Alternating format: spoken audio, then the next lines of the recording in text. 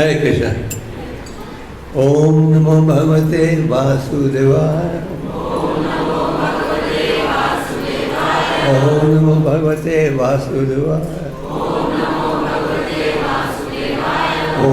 भगवते वासुदेवाय।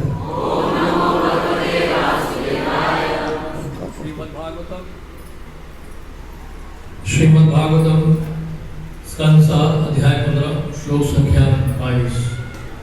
असंकल्पा गए ऐसे पढ़ देता हूँ श्लोक।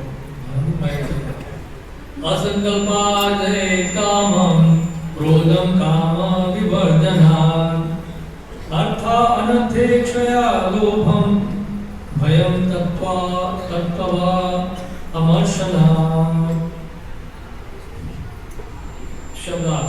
असंकल्पा संकल्प से जय जीते, कामम काम इच्छाओं को, क्रोधम क्रोध को, काम विवर्धनात् इंद्र की इच्छा के विषय को त्याग देने से, अर्थ धन संग्रह, अनर्थ दुख का कारण, ईक्षया मानने से, लोभम लोभ को, भयम भय को, तत्व सत्य, अवमर्शनात् विचार करने से। अनुवाद और तात्पर्य श्रील प्रभुपाद की। दृढ़ता पूर्वक योजनाएं बनाकर मनुष्य को इंद्र तृप्ति की कामपूर्ण इच्छाएं त्याग देनी चाहिए। इस प्रकार ईर्ष्या त्याग कर क्रोध पर विजय प्राप्त करनी चाहिए। धन संग्रह करने के दोषों पर विचार विमर्श करके लोभ का परित्याग करना चाहिए और सत्य को विवेचना करके भय का त्याग करना चाहिए। तात्पर्य सुने श्रील प्रभुपाद जी द्वारा। श्रील विश्वनाथ जी ठाकुर ने सुझाया है कि किस तरह इंद्र तृप्ति के लिए विषय वासनाओं पर विजय प्राप्त की जा सकती है। कोई भी मनुष्य इंद्रियों के विषय में सोचना नहीं छोड़ सकता, क्योंकि इस तरह सोचना स्वाभाविक है। सड़क पर चलते हुए भी उसे अनेक स्त्रियां दिखेंगी, किंतु यदि कोई स्त्री के साथ ना रहने का संकल्प कर ले तो वह स्त्री को देखकर भी काम नहीं होगा। यदि कोई मैथुन ना करने का निश्चय कर ले तो वह विषय वासनाओं पर स्वतः विजय पा लेगा। इस प्रसंग में उदाहरण दिया जाता है कि यदि कोई भूखा भी हो, किंतु यदि वह किसी दिन उपवास करने का संकल्प कर ले तो वह भूख प्यास की बाधाओं को विजय प्राप्त कर सकेगा। यदि कोई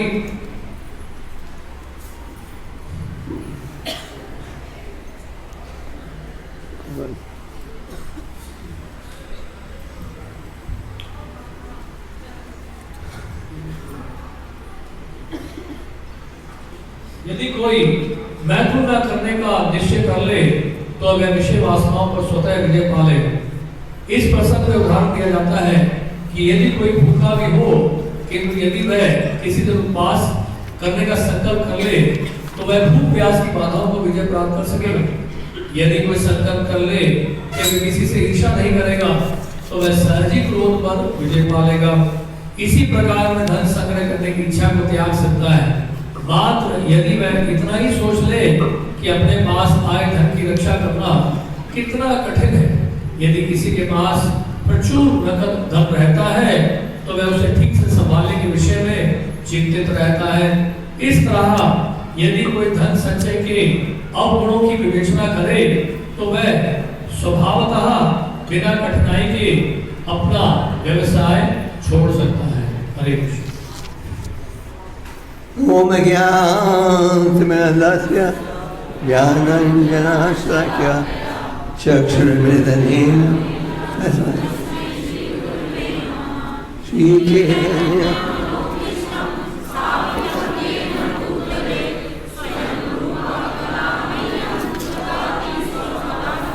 वन्देऽहम्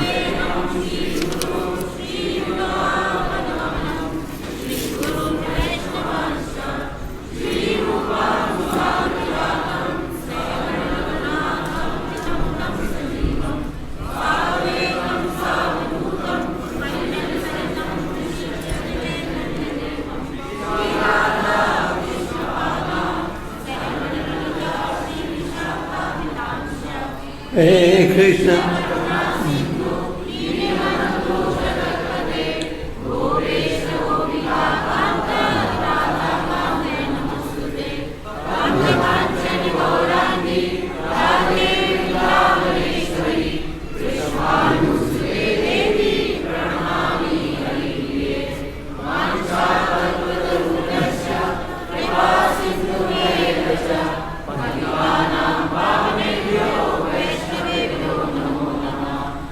जय श्री कृष्ण प्रभो नित्यानंद श्री अद्वैत गदाधर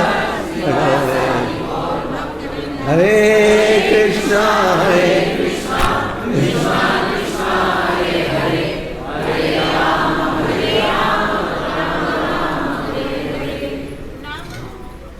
हरे कृष्ण। तो इन श्लोकों का उच्चारण नारद मुनि कर रहे हैं और नारद मुनि इस अध्याय में हमें शिक्षा दे रहे हैं कि इस प्रकार हम इंद्रियों को वश में ला सकते हैं। नारद मुनि कौन है? शंकर वैश्वता भगवान के। और नारद मुनि हर जगह क्या करते हैं? प्रचार करते रहते हैं।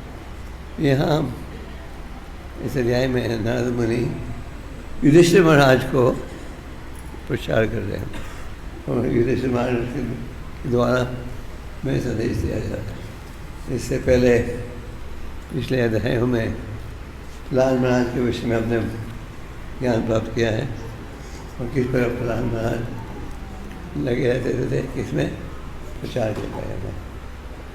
12 महाजन हैं जिनमें एक हैं प्रहलाद महाराज समूह हमारा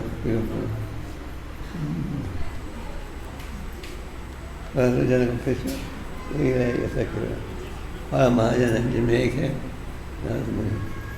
तो इस अध्याय में नारद मुनि हमें शिक्षा दे रहे हैं कैसे हम इंद्रियों को वश में रख सकते हैं। उदाहरण आज के श्लोक में क्या दिए उपदेश मिल रहा है? संकल्प जयत कामन। अगर हम दृढ़ होकर चलें कि हमने काम वासना में नहीं जुड़ना, वो इंद्र तृप्ति से बचना है, तो आप दृढ़ होकर करो काम सक्सेसफुल कामयाबी प्राप्त करो। अगर आप दृढ़ कर करो, हमने फिर से ऐसे कार्य में नहीं जुड़ना। तो श्रीमद् भागवतम में अनेक उदाहरण हैं जहाँ आप पढ़ते हो कि काम वासना से हमें बचना चाहिए। और भगवद गीता में भगवान क्या कह रहे हैं? Everyone is struggling in the mind and the senses. भगवान गीता में कह रहे हैं हर व्यक्ति संघर्ष कर रहा है इससे मन से इंद्रियों से। तो इंद्रियों का आकर्षण हर जगह है, तो आप कैसे बचोगे? आप भागवतम में राजा यादी की कथा पढ़ते हो, इसमें आप पढ़ते हो कि इतने 10,000 सालों के लिए पूरी सुविधा थी, जब भी वो इंद्रियों को संतुष्ट नहीं करते। तो आगे फिर आप सुबाई मुनि की कथा पढ़ते हो। सुबाई मुनि ऊंचे कोटि की मुनि थे और वो भगवान का चिंतन कर रहे थे। कहाँ? अंडर वाटर, पानी के नीचे वो रहकर चिंतन कर रहे थे। और जो जैसे आजकल आप सबमरीन को देखते हो, ये जो सबमरीन हैं 2-3 लेवल अंडरग्राउंड जा सकते हैं। तो इसी प्रकार ये सुबाई मुनि ऊंची कोटि के भक्त योगी थे, तो उन्होंने अपने आप को बहुत पानी के नीचे पहुँचा दिया था। वो क्या कर रहे थे? भगवान का चिंतन। वहाँ उन्होंने देखा 2 मछलियाँ जुड़ रही हैं जिस कार्य में। उनका विचार एकदम बदल गया। वो सोचने लगे कि क्या वासना में आनंद है। और वहाँ मैंने पानी से निकले और क्या किया, सीधा गए राजा के पास। और राजा को उन्होंने कहा, आपकी 50 बेटियां हैं, मैं आपकी किसी भी एक बेटी से विवाह करना चाहता हूँ। राजा ने देखा जंगली जैसा लड़का, लंबे बाल, लंबे नाखून और बिल्कुल भंगी जैसा था। तो राजा ने कहा, मैं तो अपनी बेटियों को ज़बरदस्ती नहीं कह सकता, खुद ही जाकर उनसे बात कर लो। वो सुबाई मुनि गए और मुझे देखा कि सारी बेटियों ने देखते ही दरवाज़ा बंद कर दिया और कुछ नहीं कहा। सुबाई मुनि समझ गए कि इसका कारण क्या है।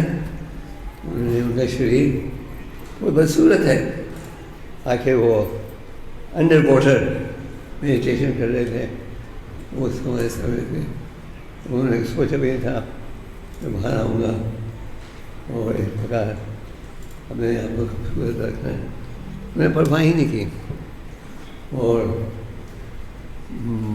वो मुझे समझ गए, वो समझ गए कि क्यों इन लड़कियों ने उन्हें त्यागा।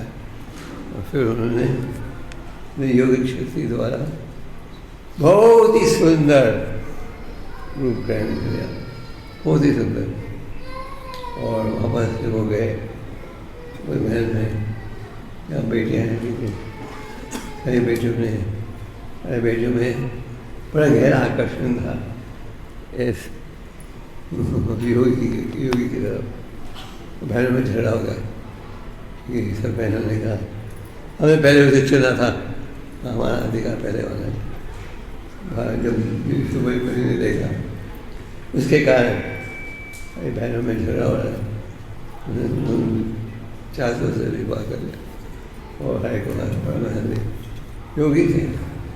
तो फिर उन्होंने देखा कि मूर्ख हैं वो बड़े ध्यान से जुड़े थे भगवान की भक्ति में और अपने मन को विचलित होने देने से उनकी जो असली उद्देश्य था जो उनका, उससे वो जुदा हो गया।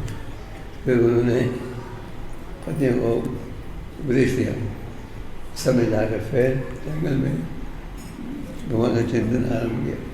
तो भागवतम ऐसे अनेक लीलाएँ हैं जिनका मूल उद्देश्य ये है कि आप इंद्रियों को क्या करना है, हमें वश में लाना है। तो नारद मुनि यहाँ क्या कह रहे हैं?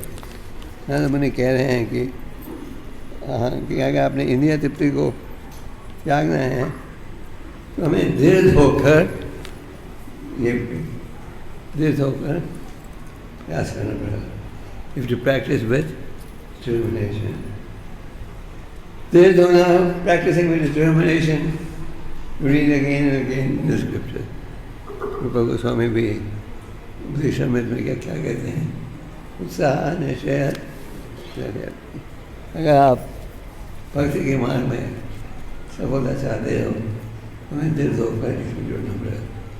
आप मान लो हरिनाम करते हो, भक्ति में जुड़ते हो, तो कई लोग आपको मिलेंगे तो आपको विचलित करने का प्रयास करेंगे। नहीं कहेंगे क्या इतनी छोटी उम्र में भक्ति कर रहे, ये तो घूमने की उम्र है। और भक्ति उम्र कब, जब तुम अंधे बन जाओगे, आधे अंधे आधे बहरे, तो तुम्हारा कोई अंग ताकत नहीं है। जब जाना वृंदावन में भगवान को दर्शन करने, ये साधारण समाज की प्रजा का भाव। पर संत के अनुसार हमें दृढ़ होकर इस प्रयास करना चाहिए क्या कि हमने ऐसे कार्य में नहीं जुड़ना। अगर दृढ़ होकर करोगे तो आप कामयाबी प्राप्त करोगे। तो यहाँ नारद मुनि कह रहे हैं कि अगर हम काम वासना व्यंजन तृप्ति के कार्य में से जुड़ा होना चाहते हैं, हमें दृढ़ होकर ये निश्चित करना है क्या कि हमें इस कार्य से बचना है। और इसीलिए आप देखते हो कि इस महत्वपूर्ण विषय की चर्चा अनेक स्थानों में की जा रही है। तो नारद मुनि कह रहे हैं, you should be determined if you want to conquer over lust. आगे क्या कहते हैं हम? आगे नारद मुनि कह रहे हैं, द्वेष छोड़कर क्रोध को तो आप वश में ले सकते। तो द्वेष और क्रोध दोनों ही शत्रु हैं। तो यहाँ कह रहे हैं, अगर तुम द्वेष होना चाहते हो तो हमें क्या करना चाहिए? क्रोध को भी त्यागना चाहिए। अगर हम द्वेष करते हैं, इसके पास एक सुविधा है तो मेरे पास नहीं है, तो हम द्वेष करते हैं और क्या परिणाम होता है? हम क्रोधित हो जाते हैं। जब हम अपनी बौद्धिक इच्छाओं को पूरा नहीं कर सकते, क्या परिणाम होता है? क्रोध आ जाता है। क्रोध क्यों आता है? क्योंकि हम सोचते हैं कि किसी के पास कोई सुविधा है क्योंकि हमारे पास नहीं है। तो नारद मुनि कह रहे हैं कि द्वेष जो है हमें त्यागना चाहिए। आप चेतन चेतमित में मोगा लीला की कथा पढ़ते हो, किस प्रकार उनके मन में मोगा क्या था? द्वेष था। इसके प्रति? भगवान के प्रति। भगवान ने उसे कहा, जब तक ये द्वेष रहेगा हृदय में तुम द्वेष रहेगा तुम भगवान को प्राप्त नहीं कर सकोगे। उन्होंने स्पष्ट कहा। तो द्वेष जो है उससे हमें बचना है, और अगर हम द्वेष को बचेंगे तो क्रोध जो है वो भी श्रद्धा से वश में आ पाएगा। भगवान क्या कहते हैं? Lust, anger and greed are three paths going to where? Hell. Lust, anger and greed. यहाँ कहा जा रहा है कि किसी की द्वेष नहीं रखना चाहिए। द्वेष जो है क्या, उसका क्या भाव है? हम सोचते हैं इसके पास है जो मेरे पास नहीं है, जो इसके पास है हम क्या करते हैं? निंदा करते हैं और अर्चन लाने का प्रयास करते हैं। अगर हम देखते हैं कि किसी के पास कोई सुविधा है तो हमारे पास नहीं है, तो हमें द्वेष करने की कोई आवश्यकता नहीं। हमें ये स्वीकार कर लेना चाहिए, कर्मों के अनुसार हम सबको सुविधा मिल गई है और द्वेष करने में कुछ लाभ नहीं है। और चैतन्य महाप्रभु थे, सबों पर चढ़े के घर में प्रसाद खा रहे थे। तो महाप्रभु भी यात्रा करते थे, अलग अलग स्थानों में जाते थे और उनके भक्त उन्हें निमंत्रण देते थे प्रसाद खाने के लिए। तो कई बार भक्त कहते थे, आइए साथ के लिए हमारे घर में खाइए। महाप्रभु कहते थे नहीं, वो एक और दो रूम में एक या दो बार खाते थे, जिन्हें होता था। तो सर्वभौमाचार्य एक समय थे ऊंचे कोटि के मायावादी सारे। महाप्रभु की कृपा से क्या बन गए? क्या बन गए? वैष्णव। तो सर्वभौमाचार्य पूरे प्रेम से सेवा करते थे। तो एक समय उन्होंने महाप्रभु को निमंत्रण दिया था प्रसाद खाने के लिए, और महाप्रभु तो बड़े त्यागी थे, बहुत थोड़ा खाते थे, पर उनके भक्त जो हैं बनाते थे बड़ा भंडारा। तो एक दिन और सर्वभौमाचार्य उन्हें पता था कि ये जो मोगा है उनका दामाद बड़ा द्वेष रखता है किसके प्रति? महाप्रभु के प्रति। वो गेट पर खड़े रहते थे डंडे के साथ। एक दिन उन्हें उस स्थान छोड़ना पड़ा पत्नी का सहयोग करने के लिए। तो मोगा ने अंदर आकर देख लिया, एकदम बड़ा भंडारा है उनके ऊपर। तो कहने लगे देखो आजकल के सन्यासी ना खाते हैं तो क्या परिणाम हुआ, इसे कोड़ की बीमारी हो गई। और महाप्रभु पूछ रहे थे वो बिना चाहे कि क्या मौका कैसा है, उन्हें सूचना मिली मौका बहुत बीमार है। और महाप्रभु ने कहा जब तक द्वेष रहेगा, जब तक भगवान आपके हृदय में ये नहीं, हमें द्वेष से बचना है। वो द्वेष से बचना है कैसे, द्वेष से बचना है कि द्वेष के रखते ही जाओगे, क्या परिणाम होगा कि अपनी भक्ति कमी हो जाएगी। और यहाँ कहा जा रहा है नारद मुनि के द्वारा कि द्वेष छोड़ना है और व्यक्ति को क्रोध से भी बचना है। काम ऐसे क्रोध ऐसे क्रोध जो है काम पहुँचाता है, काम पहुँचाता है। तो क्रोध से कैसे बचोगे, क्रोध से आप बचोगे जब आप ये स्वीकार करो हमें द्वेष नहीं रखना। और क्रोध आपको क्यों आता है, किसी और के ऊपर क्यों आता है, क्योंकि आप सोचते हो ये जो सुविधा है इस व्यक्ति के पास हमारे पास होनी चाहिए। अब सोचते हो कि मेरे पास ये सब सुविधा न होनी चाहिए, आप क्रोध बन जाते हो। तो यहाँ कहा जा रहा है कि हमें क्रोध से बचना है, और क्रोध से बचोगे तो द्वेष से भी बचोगे।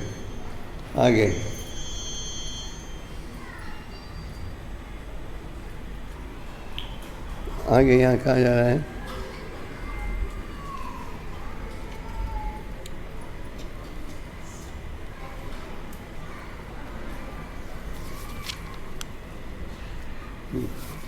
तो क्या कहा जा रहा है, हमें धीरे होकर ये निर्णय कर लेना चाहिए कि हमने इस ऐसे कार्यों से नहीं जुड़ना।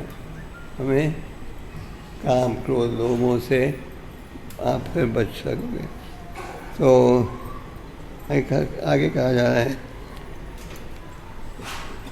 कि क्रोध से बचना है और हमें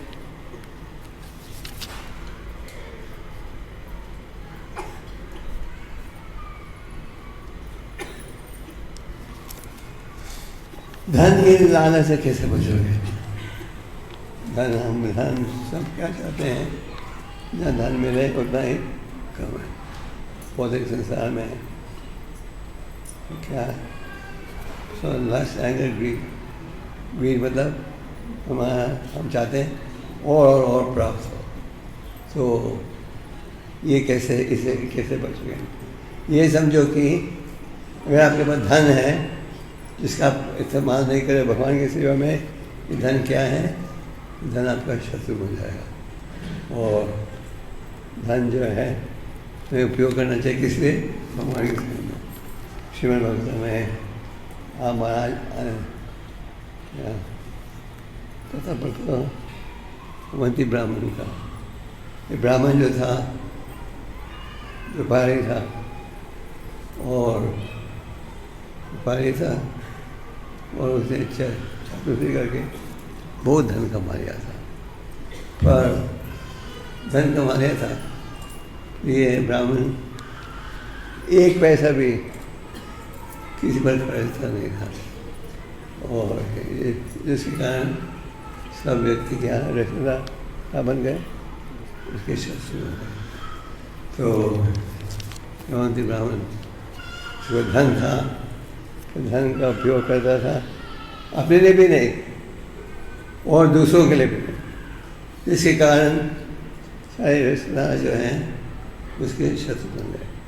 और चैतन्य चरितामृत में आप पढ़ते हो, जब आपके पास धन है और आप धन का ठीक उपयोग नहीं करते तो आपके कई दुश्मन बन जाते हैं। एक तो असली चोर दुश्मन बन जाते हैं। चोर जो हैं किसके घर में आते हैं? गरीब व्यक्ति के घर में नहीं, वो आते हैं अमीर व्यक्ति के घर में। वो पीछा करते हैं तो किसका पीछा करते हैं? अमीर व्यक्ति। आप अफ्रीका में जाओ, आप देखोगे धनी लोग हैं, ऊंची दीवार, ऊंची वायरिंग, अनेक पशु सबको रखा जाता है, इसलिए मालिक की सुरक्षा के लिए। तो ये सब सुविधा कोई गरीब व्यक्ति को नहीं करनी पड़ती। ये सुविधा किसे बनानी पड़ती है? जो व्यक्ति के पास अधिक धन है और वो धन का उपयोग नहीं करना भगवान की सेवा में। फिर जब आप धन कमाते हो, सरकार आपका दुश्मन बन जाती है। सरकार, भारत में इनकम टैक्स कितनी आमदनी के बाद बढ़ाते हो? 2 लाख। तो सरकार जो है जब देखती है कि व्यक्ति की अच्छी आमदनी है, सरकार क्या करती है? उसे टैक्स कर लेती है। पर अगर आप गरीब हो, अगर आपकी आमदन किसी लिमिट के कम हो, तो फिर आपको किसी प्रकार का कहीं नहीं होता। यहाँ कहा जा रहा है, अब ये सोचो कि धन कमाना, धन को रखना क्या डिसएडवांटेज है? फिर आप अधिक धन रखने की भावना नहीं रखते, तो चोर आपके दुश्मन बन जाते हैं, सरकार आपके दुश्मन बन जाती है, रिश्तेदार आपके दुश्मन बन जाते हैं। रिश्तेदार कहते हैं हमारे आशीर्वाद से तुम इतने धनी बने हो, हमें भी दो। चोर कहते हैं हमारी कृपा से तुमने धन कमाया, हमें भी उसका हिस्सा दो। तो सरकार कहती है तुम्हें कर दो, हमारा इतना अच्छा शासन है, इसलिए तुमने एक पैसा कमाया। तो ग्रीड, लोभ से कैसे बचोगे? वो लोभ से बचोगे अगर आप क्या करो, आप ये सोचो कि धन जो है इसका अधिक धन रखोगे तो अनेक दुश्मन आपके बनेंगे। और अगर आप ये सोचोगे धन के असली स्वामी कौन है? धन के असली स्वामी है भगवान। तो हमें हर चीज़ का उपयोग करना चाहिए, किस लिए? भगवान की सेवा में। तो हमें धन का उपयोग करना चाहिए, किस लिए? भगवान की सेवा में। और अगर आप बचना चाहो इस लालच के साथ कि धन कमाते जाओ, धन कमाते जाओगे, टैक्स भरना पड़ेगा। टैक्स नहीं भरोगे आपके यहाँ छापा लगता है। तो धन को कमाना, भगवान की सेवा में नहीं उपयोग करना, ये इसके कारण हम धन रखने से डरेंगे नहीं। अगर कोई किसी को पता हो कि हम धन जो है भगवान की सेवा में इस्तेमाल करना चाहिए, फिर आप लालच से बचोगे। आगे कहते हैं कि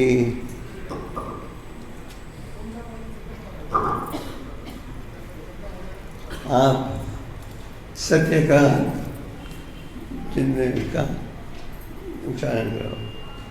यहाँ नादमुनि कह रहे हैं अगर आप सच्चाई के ज्ञान को प्राप्त करोगे तो आप किससे बचोगे? आप भय से बच पाओगे। वैसे तो सबके मन में क्या है? भय। बाजा हुए मना नंद नंदना अभय चरण, ये मेरा मन तुम भय से भरे हुए हो। तो अनेक प्रकार के भय हैं। व्यापारी को भय रहता है दूसरा व्यापारी में से अच्छा नहीं आगे नहीं निकल जाए। क्लास में भय रहता है दूसरा व्यक्ति में से अच्छे नंबर नहीं ले जाए। कंपटीशन होता है ना स्कूलों में। तो सत्य का अध्ययन करो, सत्य का अध्ययन करो, मतलब कि जो सत्य संदेश है वो कहाँ है? शास्त्र में। उसका अध्ययन करो। वो अगर सत्य का अध्ययन करोगे फिर आप भय से बचोगे। तो हमारे मन में क्या है? भय है, जो है वो चले नहीं जाए। और गोविंद दास क्या कहते हैं? ये भय से बचना है, क्या है उपाय? क्या है उपाय? आनंद के शरणागत होना। जब आप ये स्वीकार करो कि कृष्ण इज द कंट्रोलर, आपके मन में ये प्रकार का भय नहीं रहेगा। तो नारद मुनि इस अध्याय में बड़े सुंदर श्लोकों के द्वारा ये साबित कर रहे हैं कि किस प्रकार हम बच सकते हैं। इससे ये जो अनंतर है, काम को लोग मोह मत मसले, इससे आप कैसे बच सकते। तो हमें सत्य संदेश का अध्ययन करना चाहिए, और सत्य संदेश का अध्ययन करोगे तो वह भय से बचोगे। तो नारद मुनि युधिष्ठिर महाराज को उपदेश दे रहे हैं, और भागवत में हम क्या देखते हैं, गीता में भी प्रश्न उत्तर है। नारद मुनि का एक ही भाव रहता है, सबको उद्धार करना, चाहे मृगारी शिकारी हो या जो महाराज हो। नारद मुनि हर जगह आध्यात्मिक उपदेश देते रहते हैं। तो यहाँ नारद मुनि युधिष्ठिर महाराज के माध्यम से हम सबको शिक्षा दें। तो हमें जो सत्य है, सत्य का संदेश जो है शास्त्र में, उसको समझना चाहिए, उसका पालन करना चाहिए, उसका अध्ययन करना चाहिए। सत्य का अर्थ क्या है? आप भगवान का जो शास्त्रों का संदेश है उसे समझें, और अगर आप भगवान के जो शास्त्रों का संदेश है उसका अध्ययन करोगे तो फिर अपने आप को आप बचा सकोगे। किससे? भय से। और भय रहता है किस विषय का? में भय रहता है कि जो हमारे पास है वो चले नहीं जाए। तो बहुत संसार में बड़े बड़े जो राजनीतिक नेता हैं उन्हें भी भय रहता है, इसीलिए आप देखते हो वो इतने सिक्योरिटी इत्यादि होती है, क्योंकि उनको भी भय रहता है। तो शास्त्रों के द्वारा हम शिक्षा प्राप्त करते हैं कैसे हम अपने जीवन को बचा सकते हैं, किससे? नित्य प्रिय कार्यों से। तो नारद मुनि बड़े गहरे रूप से हमें शिक्षा दे रहे हैं। वो आगे कहते हैं, आध्यात्मिक ज्ञान की चर्चा करने से आप इल्यूजन से बचोगे। आध्यात्मिक ज्ञान की चर्चा का क्या मतलब? भगवद गीता के दूसरे अध्याय का संदेश। दूसरे अध्याय में क्या है? जयते बेते वा, ये जो आत्मा है इसका न जन्म है न ही मृत्यु है। तो ये है असली ज्ञान, राजा विद्या राजा को ज्ञान। तो अगर आप आध्यात्मिक ज्ञान को चर्चा करोगे फिर क्या होगा? फिर आप इल्यूजन, लिमिटेशन से बच सकोगे। जो भगवद गीता में भगवान कहते हैं, wise man does not lament for the living और द डेड। वो जो बुद्धिमान व्यक्ति है वो देख सकता है कि हम जीते भी थोड़े समय के लिए अवश्य त्याग भी देते हैं। तो कुछ दिन पहले बॉम्बे में एक बड़े अच्छे ब्रह्मचारी थे, उन्होंने अपना शरीर त्यागा, उनको इलेक्ट्रिक शॉक मिल गया। तो सब शोक में थे कि हम ब्रह्मचारी ये कैसे दुर्घटना मिली। तो हमें शास्त्र के द्वारा प्रचार करोगे तो आप देख सकोगे कि हर चीज़ अस्थायी है। चैतन्य महाप्रभु शिवा संगम में सारी रात कीर्तन कर देते थे अपने भक्तों के साथ, और उस कीर्तन में केवल जो महाप्रभु के प्रिय भक्त थे वो अंदर आ सकते थे। तो श्रीवास कीर्तन कर रहे थे महाप्रभु के साथ, उनके एक ही बेटे का क्या हुआ? देहांत हो गया। श्रीवास की पत्नी थी, वो चाहती नहीं थी कि महाप्रभु का हरिनाम कीर्तन डिस्टर्ब हो। उन्होंने कुछ बोला नहीं। जब कीर्तन समाप्त हुआ, महाप्रभु ने कहा, मुझे लगता है कि यहाँ कोई घटना बीती है। और फिर लोग भक्तों ने घबरा कर कहा, हाँ, मुझे इनकी श्रीवास की पत्नी बेटा जो था उसका देहांत हो गया। तो महाप्रभु ने मुझे क्यों नहीं बोला? महाप्रभु के दिव्य शक्ति के द्वारा महाप्रभु ने क्या किया, चिदानंद को जीवित कर दिया। तो महाप्रभु ने कहा कि तुम अपने माँ बाप को छोड़कर इतनी जल्दी क्यों जा रहे हो? तो उस बच्चे ने कहा, महाप्रभु द्वारा जीवित हो गया था, कि मैं आया हूँ अपना कोटा लेकर, और वो समाप्त होने पर मुझे यहाँ से चल पड़ना है। तो हालांकि महाप्रभु ने उसे वर दिया था, उसे आत्मा जा गई थी, फिर भी उन्होंने इसी सुविधा का स्वीकार नहीं किया और अपने शरीर को त्याग। तो हम अगर हमारे पास आध्यात्मिक ज्ञान हो फिर हम शोक नहीं करते। जैसे गीता में भगवान क्या कहते हैं, lemon for living on the. एक समय एक गुरुजी अपने शिष्य के साथ यात्रा कर रहे थे। तो जब वो यात्रा कर रहे थे, रास्ते में वो मिले एक राजकुमार को। राजकुमार जो था वो अपने मशीन गन को तैयार कर रहा था। गुरु ने देखा कि शिकार करने जा रहा है। तो गुरु ने सोचा ये शिकार करने जा रहा है तो सूर्य शरीर प्राप्त हुआ है, धनी खानदान में अच्छे कर्मों के अनुसार। तो राजकुमार के पास से जब गुरु जी गुजर रहे थे तो राजकुमार ने कहा, गुरु जी आशीर्वाद दोगे? गुरु जी ने कहा, तुम सदा जीवित हो। तो राजकुमार आश्चर्य हो गया, ये कैसे संभव है? थोड़े देर आगे वो चल रहे थे, उन्हें एक कसाई ने देखा। कसाई ने कहा, स्वामी जी आशीर्वाद दोगे? तो स्वामी जी ने देखा पाप का धंधा, निर्दोष पशुओं का अत्याचार हो रहा है, उसके पूरे शरीर में खून था। तो उसने कहा आशीर्वाद दोगे? तो स्वामी जी ने कहा जियो मत, मरो। थोड़ी देर आगे वो चलते गए, उन्हें एक अच्छा ब्राह्मण मिला, ब्रह्मचारी आपके वृंदावन मंदिर। तो ब्रह्मचारी मिला तो ब्रह्मचारी ने बस आशीर्वाद दो।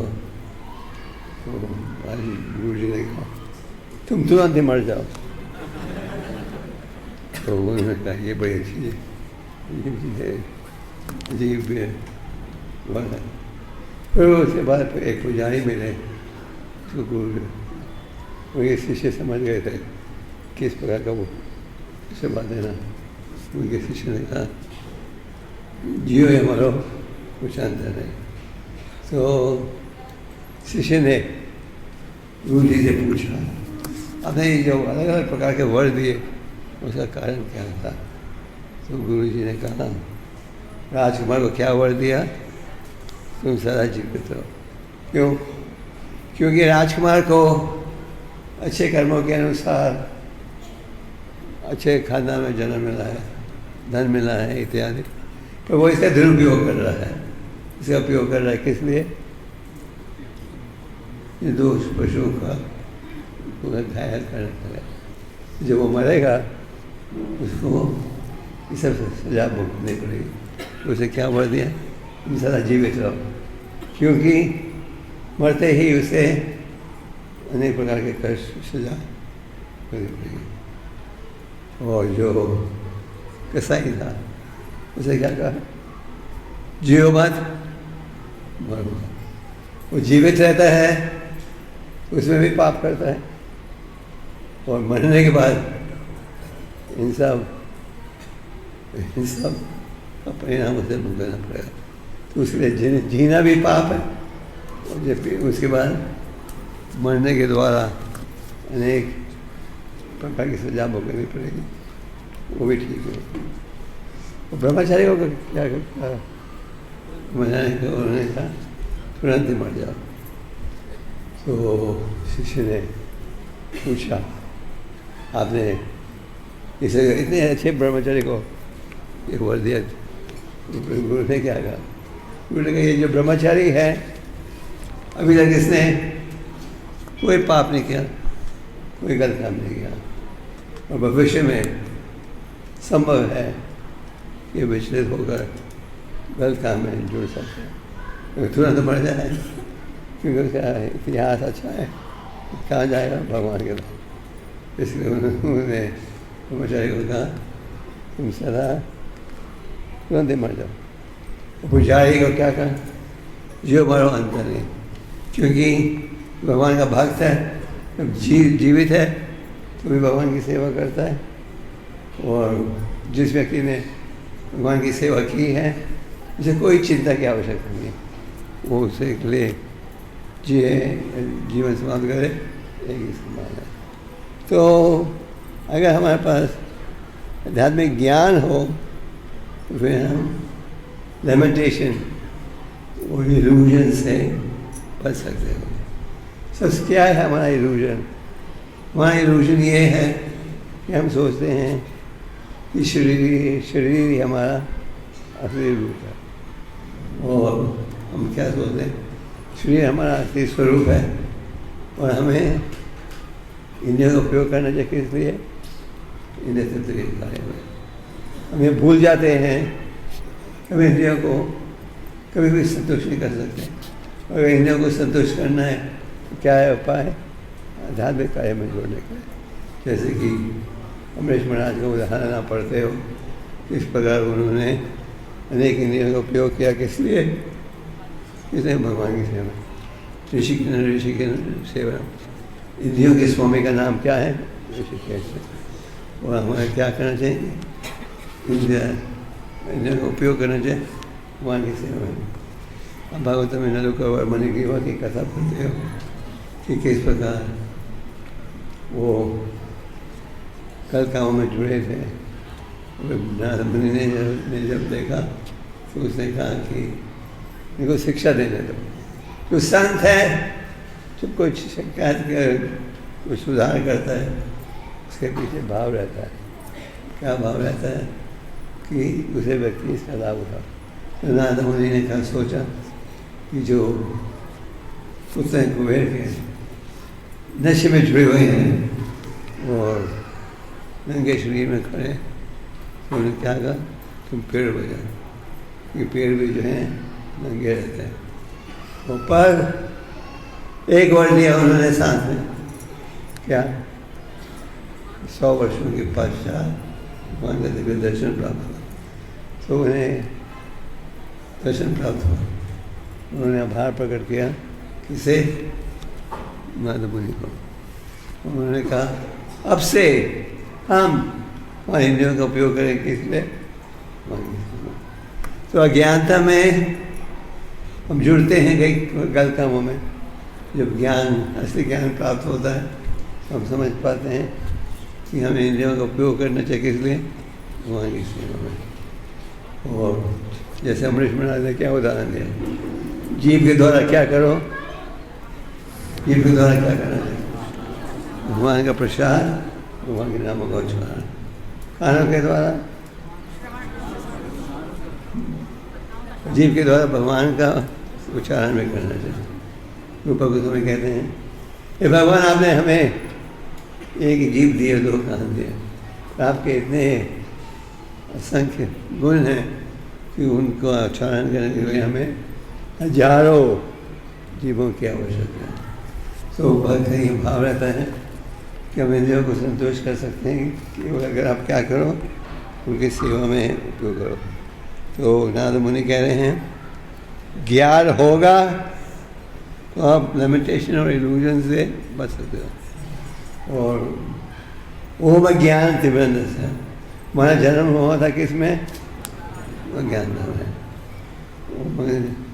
कभी साधु के समय में आकर जो ज्ञान है असली ज्ञान प्राप्त होता है। तो समाज में नकली ज्ञान की भूख है, असली ज्ञान की भूख नहीं है। और हमें क्या करना है? विचार करके लोगों को इस ज्ञान के विषय में ज्ञान देना है। नारद मुनि कह रहे हैं कि लैमेंटेशन एंड इल्यूजन से कोई बिल्कुल करो। कैसे संभव होगा?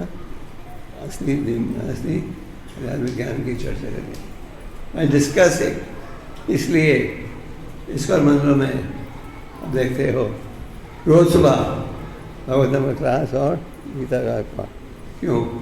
क्योंकि आप आध्यात्मिक ज्ञान को सुनोगे, उसकी चर्चा होगी, सब ज़्यादा आसानी से उनका पालन कर सकोगे। तो आध्यात्मिक ज्ञान बहुत आवश्यक है। फिर हम अहंकार से कैसे बचें? प्राइडलेस है, अहंकार से कैसे बचें? अहंकार से आप बच सकोगे कि संतों की सेवा करेंगे। संतों की सेवा में जुड़ोगे, विनम्रता का भाव आया, और विनम्रता का भाव बहुत आवश्यक है।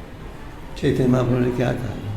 नाद भी सुनी चेन तरोड़ भी सुने, मानी न मना देना कितना दिशा। अगर तुम चाहते हो कि सदा तुम एक नाम लो, तो क्या भाव होना चाहिए? विनम्रता का भाव। तो यहाँ लिखा है अगर आप शुद्ध भक्तों की सेवा करोगे, उसके द्वारा आपका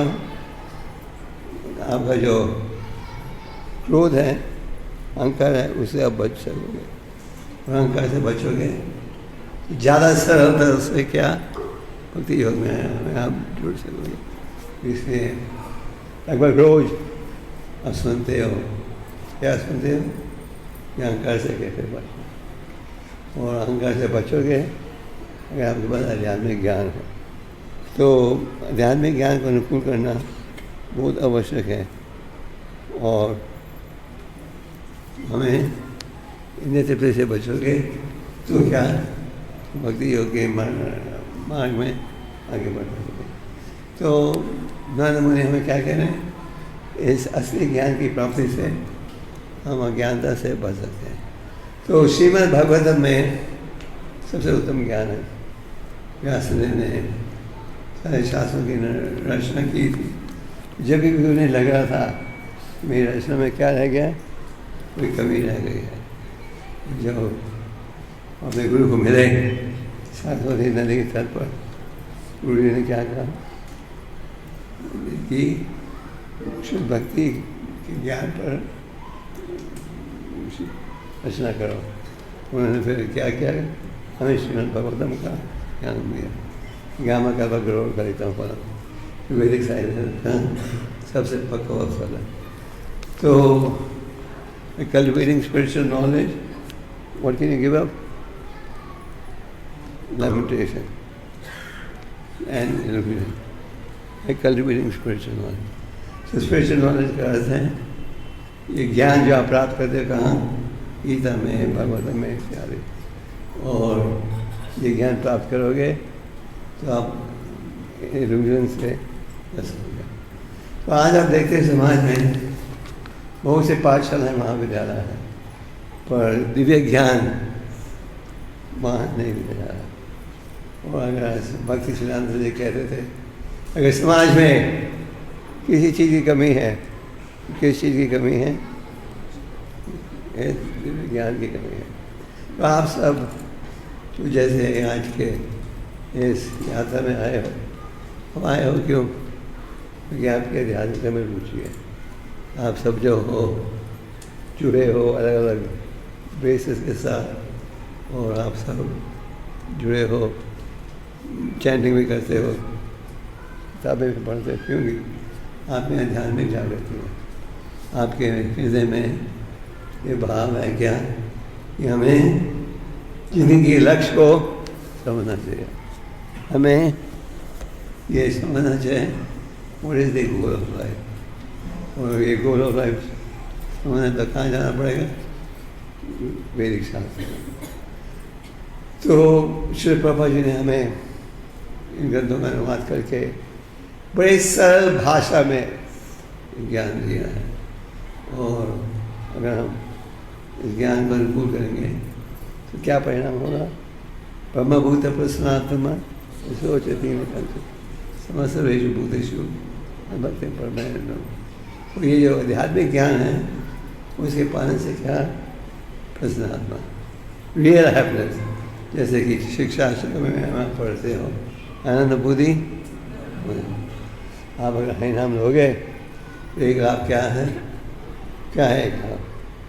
आनंद जो है बढ़ जाए। 5वें स्कंद में आप ऋषभदेव भगवान की शिक्षा के विषय में पढ़ते हो। ऋषभदेव भगवान कौन थे? कौन थे? अवतार थे। ऋषभ करते सबसे प्रसिद्ध। तो इस प्रसिद्ध श्लोक में नायम देव देव पाजम लोग हैं। ऋषभदेव क्या कह रहे हैं? कहते हैं कि अगर तुम तपस्या करोगे भगवत प्राप्ति के लिए तो उसका क्या परिणाम होगा? आपको असली आनंद प्राप्त होगा। ये जो असली आनंद है उसका क्या रूप है? केवल बढ़ते ही जाएगा। तो हमें आध्यात्मिक ज्ञान को अनुकूल करना चाहिए। And God haves those who have themselves. Narad मुनि इन श्लोकों में बड़े अच्छी तरह बता रहे हैं कि अगर आप इससे बचना चाहो तो क्या है? ज्ञान। इन सब श्लोकों का समरी या निचोड़ है क्या? Determination and translational knowledge. हमें देर होकर सेवा में जुड़ना चाहिए और आध्यात्मिक ज्ञान को। आप देखते हो अनेक पाठशालाएँ महाविद्यालय तो कहाँ वहाँ आपको आध्यात्मिक ज्ञान दिया जा रहा है? नहीं दिया जा रहा। आप क्रिश्चियनिटी में देखते हो कि 4 साल की आयु से बाइबल क्लासेस वो शुरू कर देते हैं, बच्चे को बाइबल सिखाना शुरू कर देते हैं। मुसलमान बच्चों में देखते हो 4-5 साल की आयु से कुरान सिखाना शुरू कर दें। और हिंदू भाई बहनों में आप ये ज्ञान नहीं देंगे। ये हमारी कमी। फलान ने क्या कहा? कॉमन आश्रित पर के आध्यात्मिक ज्ञान का अनुकूल करो कब? छोटी आयु से। तो इस संस्था का मूल उद्देश्य ये है कि लोगों की अज्ञानता को दूर करें। हम हैं कि अक्सर जन्म होता है अज्ञानता में, पलते हैं अज्ञानता में और मृत्यु भी होती है अज्ञानता में। अगर हम भाग्यशाली हों तो मंत्र प्रमेय कौन? भगवान जी गुरु कृष्ण कृपा पाए अनेक योनि में गुजर गुजार। भाग्यशाली व्यक्ति हो हमें क्या मिलता है? भक्ति का ज्ञान मिलता है, उसी भक्ति का ज्ञान। तो हमें श्रीमद् भागवतम का अध्ययन करना चाहिए रोज। तो प्रभा जी ने कहा था कि मंदिरों में क्लास होनी चाहिए भागवतम की, पर प्रभा जी ने एक पत्र में ये भी कहा कि हमें भगवद गीता और चैतन्य चेतनामृत को भारत के हर घर में पहुंचा देना चाहिए।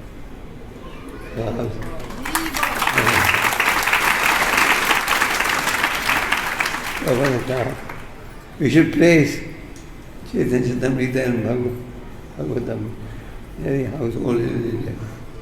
तो ये कठिन सरल कार्य नहीं है, तो प्रयास करने पर हर कार्य संभव हो सकता है। तो संक्षेप में नारद मुनि इस अध्याय में युधिष्ठिर महाराज के माध्यम से ज्ञान दे रहे हैं और बड़े स्पष्ट रूप से इस अध्याय में कहा ये शिक्षा है कि अगर आप ईर्ष्या, क्रोध, लोभ, मोह से बचना चाहते हो तो किस चीज़ की आवश्यकता है? आध्यात्मिक ज्ञान की आवश्यकता है और हमें देर धोकर इस ज्ञान का पालन करना चाहिए। और देर धोने के लिए क्या आवश्यक है? तो स्वामी क्या कहते हैं? अदो श्रद्धा तथा साधु। अगर आपके मन में ये भाव होगा कि हमें आध्यात्मिक ज्ञान चाहिए, तो भगवान क्या करते हैं? भगवान तो साक्षी हैं हर कार्य के, आपको वैसी संगत में भेजते हैं जहाँ कि आपको भक्ति का ज्ञान मिलता है। जैसे आप सब जुड़े, आपके बेसिस के माध्यम से भक्तों के साथ आध्यात्मिक ज्ञान को अनुकूल करना आरम्भ करना चाहिए। तो आप साधु की संगत में आओगे तो असली ज्ञान को प्राप्त करोगे। वचन किया, उसका पालन करोगे तो क्या होगा? क्या लाभ होगा? अनाथा निवृत्ति। जो अनाथा है उसका गुरु कर सकोगे। तो आप सब प्रयास करो इन अनाथा से बचने का। और शास्त्रों में क्या है? शास्त्र में उपाय है। शास्त्रों के द्वारा आपको ये बताया जाता है कौन है आपका शत्रु, क्या है उसका उपाय। और एक समाज में डॉक्टर के पास जाते हो, कहते हो ये बीमारी है, डॉक्टर सब कहते हैं कोई इलाज नहीं। पर शास्त्र में हर रोग पीड़ा का उपाय है। तो इसलिए ग्रंथों का अध्ययन is very important. We should read these books regularly and also meditate and distribute it. अब ऐसे कितने भक्तों ने ये सब मैराथन किया था? तो अच्छा, आप में ये प्रचार का भाव है और प्रयास रहना चाहिए क्या ये भाव को बढ़ाते जाए। So we should read the Bhagavatam also, और भागवतम को बांटना भी चाहिए। और भागवतम के द्वारा क्या मिल रहा है? असली संदेश। तो इन श्लोकों का लाभ उठाना चाहिए और पढ़ोगे तो क्या ज्ञान दूर होगी। So this is very nice coverage, read it. Hare Krishna.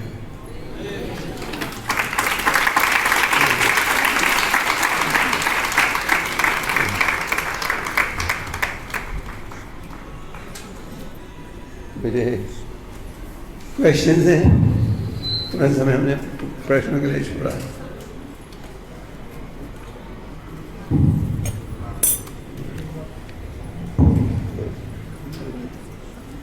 हरे कृष्णा गुरुदेव।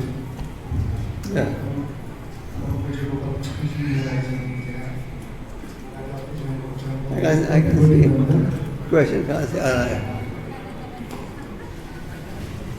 महाराज, मेरा प्रश्न नहीं है आज, कोई बहुत प्रश्न की आज समस्या है मेरे पास। महाराज, मेरा समस्या ये है कि मैं बहुत समय से एक बार जब से भक्ति में जुड़ा, आपसे इंस्ट्रक्शन भी लिया कि मुझे भक्त बनना है, और आपने कहा एक अच्छे भक्त बनूँ। मैं प्रयास कर रहा हूँ भक्त बनने का, जो इंस्ट्रक्शन होता है उनको फॉलो करने का प्रयास कर रहा हूँ। और प्रयास करते करते मेरा भक्ति लगा सूख रहा है, क्योंकि मेरे अंदर भक्ति का कुछ नहीं है। महाराज, मुझे इतना समझ आया, मेरे संशय सब नष्ट हो चुके हैं कि आप कृपा करें मुझ पर महाराज, कि आपकी कृपा से मेरा भक्ति हो सके। मेरा अंदर कोई बल नहीं है, कुछ नहीं पता मुझसे। कितने सालों से आप जुड़े हुए? 12 साल हो चुके। 12 साल से आप भक्ति कर रहे हो। ये संभव नहीं है कि आप में रुचि नहीं होते हो, आप एक भक्ति कर रहे हो। 12 साल से भक्ति कर रहे हो, क्यों? कि आपको इससे आनंद आ रहा है, आपका दिल भाव आगे बढ़ रहा है। इसी के भक्तों को विनम्र होना चाहिए, साथ में असलियत स्वीकार करनी चाहिए। Next question. महाराज, जब मैं भक्तों को देखता हूँ कि इतने आनंद में, उत्साह में, इतना भक्ति में हर्षित है, महाराज मेरे अंदर कोई उत्साह नहीं, कोई इतना सुख नहीं। आप नहीं देख सकते, पर दूसरे आपके दूसरे व्यक्ति देख कर ये करो। आपको कोई आनंद नहीं आ रहा होता अभी आते ही नहीं। आप लोगों को ध्यान तो नहीं देगा यहाँ आने के लिए, आपको आनंद आ रहा है इसीलिए। Okay next. आपको कृपा चाहिए महाराज, और कुछ नहीं। गुड।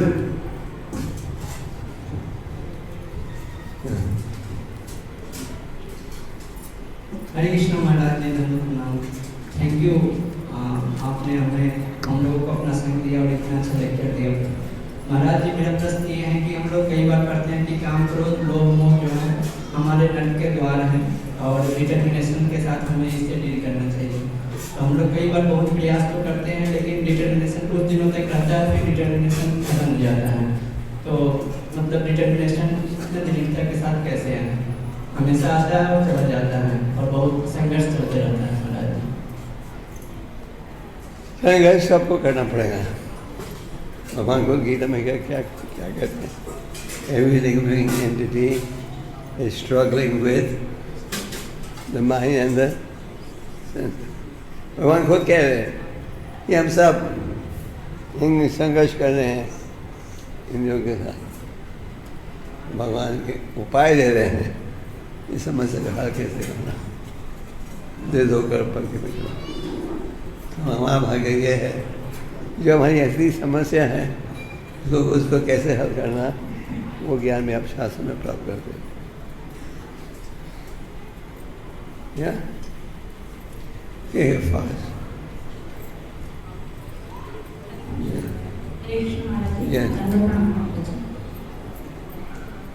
महाराज जी, अभी आपने बताया कि मुस्लिम्स में 4 साल की उम्र से और क्रिश्चियंस में भी 4 साल की उम्र से बच्चों को आध्यात्मिक ज्ञान अपनी तरफ का देते हैं। तो मैं एक टीचर हूँ, तो मुझे मालूम है कि दिल्ली के स्कूलों की स्थिति बहुत खराब है, कोई वैल्यू एजुकेशन नाम की चीज़ नहीं। तो हमारी संस्था तो है ही प्रचार का, हमारा कार्य ही है बच्चों को या सभी को प्रचार का, मतलब प्रीचिंग का मोड है हमारा। तो हम क्यों नहीं, क्या समस्या आ रही है कि हम दिल्ली के स्कूलों में क्यों नहीं दे पा रहे हैं हरे कृष्णा? अगर आप इसको स्कूलों के मालिक बना दो तो फिर हम ये कर सकें। पर दुर्भाग्य की बात यह है, यहाँ से एक मालिक की चाबी किसी और के पास है। तो आज नास्तिक व्यक्ति और सेकुलर माइंडेड लोग हो गया हैं, उनके पास सारी पावर है। तो जब भी कई पाठशालाएँ हैं जहाँ की गीता को स्वीकार कर लिया है और हम पढ़ते हैं अखबारों में, कर्नाटक वगैरह में सरकार गीता उपदेश देना शुरू कर रही है। तो इसलिए प्रोग्रेस है। हरे कृष्ण प्रभु जी। प्रभु जी, धर्म प्रचारक हो या धर्म प्रमुख हो या ये कहें कि बहुत से धर्म की शाखाएं हो या उनकी संस्थाएं हो, तो वहाँ पे पुरुष प्रधानता दिखाई देती है और हर धर्म में दिव्य पुरुष हुए हैं, लेकिन वहाँ पे कोई दिव्य महिला या कोई महिला नहीं दिखाई देती है। तो ऐसा क्यों है कि महिला नहीं हुई है और दिव्य पुरुष हुए हैं, या हुई है तो उन पे प्रकाश नहीं डाला गया है, उनको अंधकार में रखा गया है?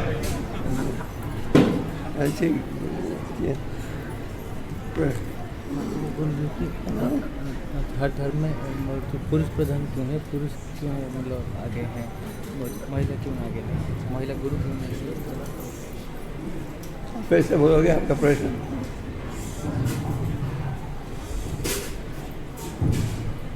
संक्षेप में।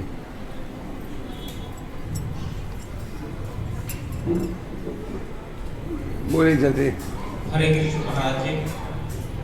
प्रश्न ये है मेरा कि बहुत से धर्म प्रचारक हो या धर्म प्रमुख हो, तो उनमें पुरुष प्रधानता दिखाई देती है, उनके कोई अध्यक्ष हो या उनके संचालक हो, महिला क्यों नहीं होती है? तो दिव्य पुरुष हुए हैं, दिव्य महिलाएं क्यों नहीं हुई? ये मेरा प्रश्न है कि महिलाओं को दबा के क्यों रखा गया है, उनको आगे क्यों नहीं लाया गया है? भारत देश में बहुत से औरतें हैं जो प्रचार करते हैं। भारत देश में बहुत सी औरतें हैं जो प्रचार करती हैं, जिन्होंने संस्था बनाई है इत्यादि। कि Any more questions? So, Priya, how long should we go on question answers? हरे कृष्ण महाराज जी, मेरा प्रश्न था कि हम आजीवन ब्रह्मचारी कैसे बने रह सकते हैं?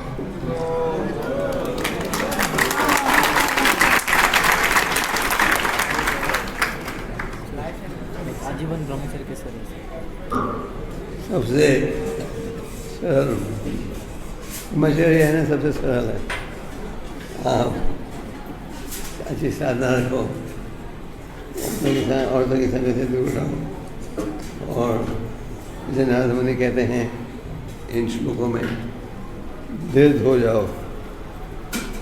आपने इस काम गलत कामों से, इन्हीं तृप्ति से बचना है, और फिर इट इज पॉसिबल। ब्रह्मचर्य लाइफ इज सिंपल। ये कोई ये चिंता नहीं, दान लाओ, धन इकट्ठा करो, ये करो। Simple life.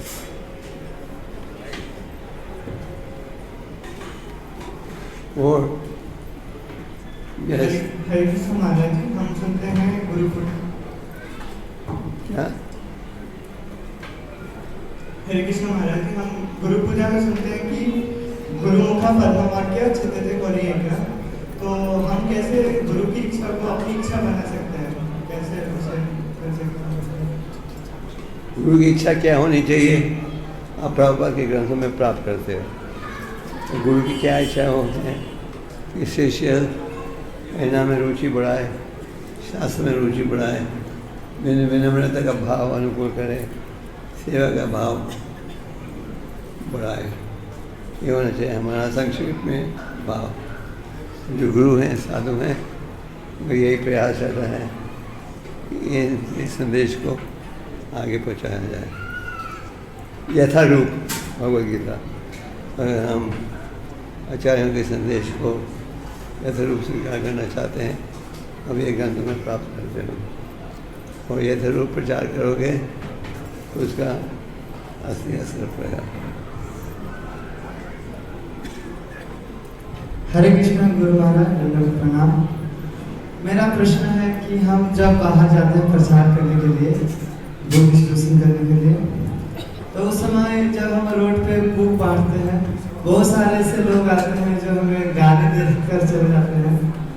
तब हमारा विनम्र जो है वो धीरे धीरे मतलब अजीब सा लगने लगता है। तब तो उस समय हम अपने आप को कैसे सहन करें और हम आगे फिर एक्टिव होकर प्रचार कर अगर कोई आपको गाली दे रहा है या गुस्से हो रहा है, आपको सह रहना चाहिए। फिलहाल कोई सोचने का क्या, जब प्रचार में जाओ, कोई आपका अपमान करे, सह लो।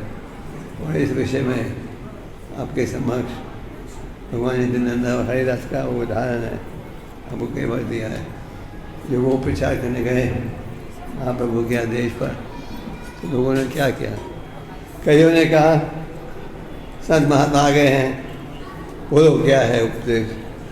तो उन्होंने महाप्रभु का उपदेश दिया, बोलो कृष्ण भजो कृष्ण, बोलो कृष्ण कृष्ण।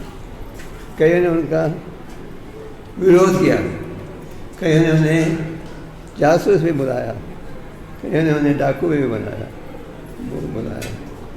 उन्होंने सह लिया। हमें भी सह लेना चाहिए। Okay, no question from the back, वो फ्रंट से ही दे रहे। ओके, पूछिए। हरे कृष्ण महाराज जी, हमने बताया कि लालच से बचने के लिए हमें अपनी आवश्यकताओं को सीमित रखना चाहिए और भगवान की सेवा में बस धन का प्रयोग करना चाहिए। लेकिन कई बार महाराज हमें समझ में नहीं आता है कि हमें अपनी कितनी आवश्यकताएं रखनी चाहिए। मतलब कॉन्सिक्वेंसेस पता नहीं होते तो आवश्यकताओं का ही पता नहीं होता, फिर बाद में उसके बैड रिजल्ट सामने आते हैं, तो उसमें समझ पाना टफ होता है। तो उस तब कैसे सिंपल लिविंग, आई थिंक सादा जीवन बिताओ, ऊंचा विचार रखो, दैट इज वेरी इम्पोर्टेंट। भौतिक जीवन में हमारा क्या लक्ष्य रहता है? Simple, high living, simple thinking. हम सोचेंगे ऊँचे ऊँचे पॉइंट और सारा विचार। हमारा नियम होना चाहिए सारा जीवन ऊंचा विचार।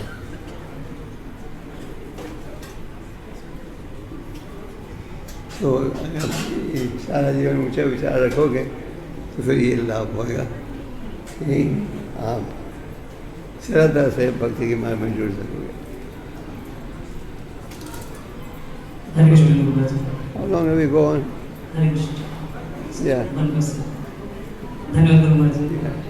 मेरा प्रश्न है कि जैसे सिद्धांत है कि हमें भक्तों के बीच में मेमने की तरह रहना चाहिए और बाहर शेर की तरह, लेकिन साथ ही साथ हमें बाहर जैसा आपने बताया कि जितना विनम्रता का व्यवहार प्रदर्शित करना है। अगर कोई हमें प्रचार के दौरान अगर हमें कोई गाली दे तो सहन भी करना है, तो दोनों को हम कैसे समझें? जो मतलब बाहर में जैसे शेर की तरह रहना और भक्तों के बीच में मेमने की तरह। शेर से लड़ना नहीं, प्रचार करो शेर जैसे, बोलली प्रचार करो अपना। और ये नहीं कि कोई प्रचार का गया अब डर जाओ, हम हमने प्रचार करें शेर जैसे प्रचार करना चाहिए। भक्तों के साथ जब व्यवहार हो तब मैं जैसे, और जब प्रचार में जाओ तो आपको आरोप देंगे, विरोध करेंगे, उसको सह लेना चाहिए। देने पे देना नहीं, नो टिट फॉर टैट। तुमने क्रोध किया है तो हम भी करेंगे। इसलिए भक्त के विषय में क्या कहते हैं, दीक्षा करो नहीं कहा सूरज से बधाई। कपिल देव भगवान कहते हैं वैष्णव का एक लक्षण ये है कि वो अत्यंत सहनशील होता है। Okay, how much longer? I have to go to another meeting. I have और more questions? और कुछ प्रश्न पूछना है? पीछे से भी लोग पूछ रही हैं, पूछना चाहते हैं।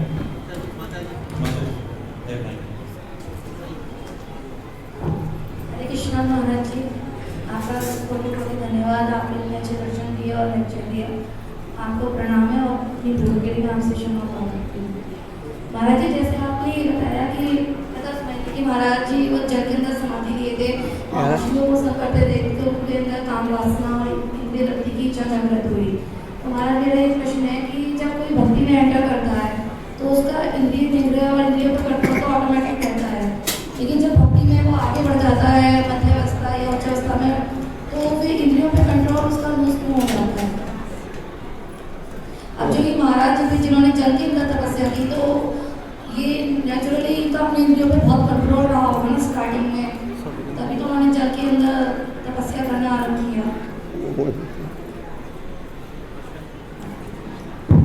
प्रश्न ये महाराज की जनरली प्रारंभिक अवस्था से ही अपनी इंद्रियों को वश में कर लेता है, तो शबरी मुनि का क्या हुआ? मतलब उन्होंने क्यों ऐसा उनके साथ हुआ कि ऐसी उच्च अवस्था में उनका पतन हो गया?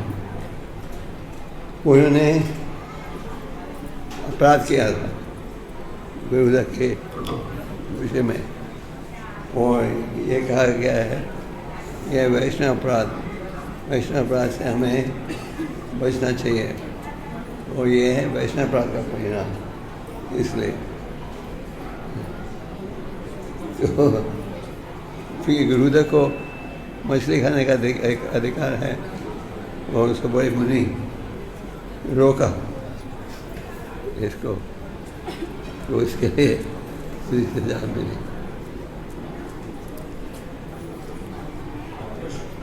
ओके,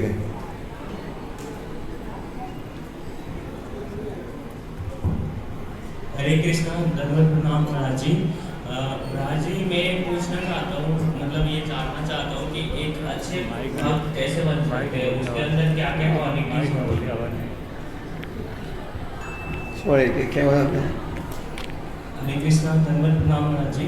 मेरा प्रश्न है कि एक अच्छे भक्त बनने के लिए क्या क्या क्वालिटी होनी चाहिए हमारे अंदर?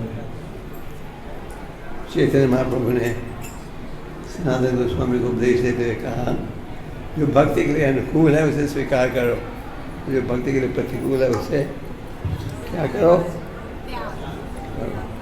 बस इसका पालन करो। ये समझ अनुकूल क्या है, प्रतिकूल क्या है। धन्यवाद, नो प्रॉब्लम।